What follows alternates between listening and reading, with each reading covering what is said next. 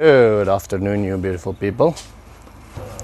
So today, most of the guys are at Maned's figuring out the watering system, and I found this agave next to the road with some roots attached to it, and it still looks like it might be viable. It even had a young one, but it seems like that one broke off. I don't think that is plantable. So this is what we're gonna do. Only two people on the plot now is basically Lucas and Matthew. Lucas injured his neck, thinking of taking him to a physio because his doctors isn't helping him as much. And Matthew is actually supposed to be in the garden. He was in the garden all day, but I really want to get that agave into the ground. So this is going to be a succulent garden. We're still waiting for a machine to come and do some earthworks, but in the meantime I really want to get that agave into the ground. So this is the spot that Juanita, my wifey, decided would be great for it. So we're opening it a little bit bigger than the root bulb is, and then we'll be adding some compost and some charcoal and some other stuff into the hole to make it nicer for the plant to grow nice and strong. So the good news is Build It has just decided to sponsor some of the materials for Maned's project. That allows us two things. First of all, it gives us a bigger budget to do other things, even if it's a little bit in longer term. And second, after we finish some of the work at Maned's, we now have time to do some brickwork at the stables. So later on, hopefully this will become part of a room where Moremi can sleep, basically from here to there, and then we'll lift these things up as well as the roof. So this will become part of a bigger project.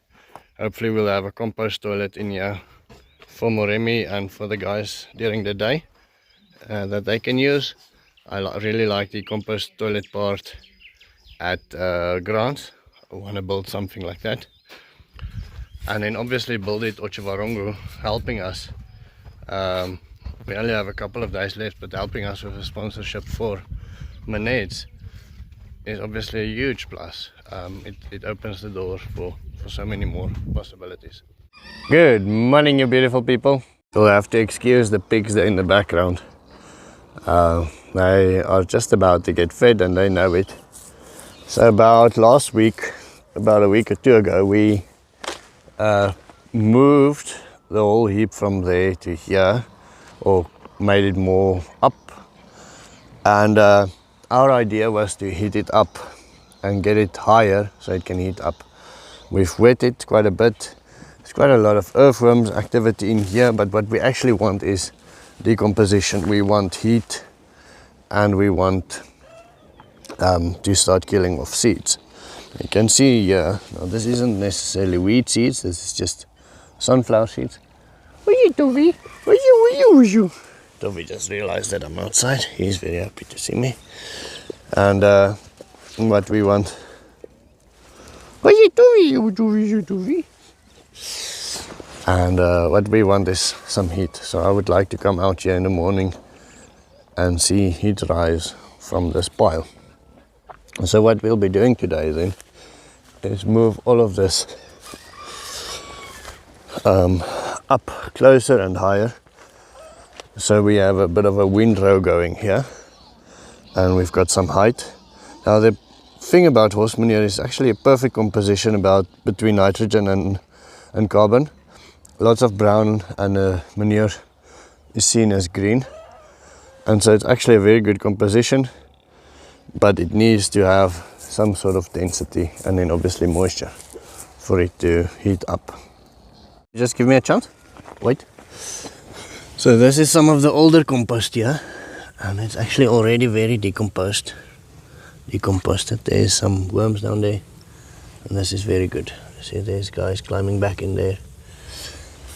And so there's plenty of this compost that's already done, but that might add to the benefit of the whole heap in the end. So the nice thing about posting shorts is that Lissa suggested that we tarp it. Now we don't have an extra tarp, but we have this old tarp that the heap was lying on. So we're moving the whole heap even more this way, and then we can cover it with this tarp that we had here and cover it that way. And that, my friends, that is going to be the end of my story for today. Let's get to Manette's house quickly.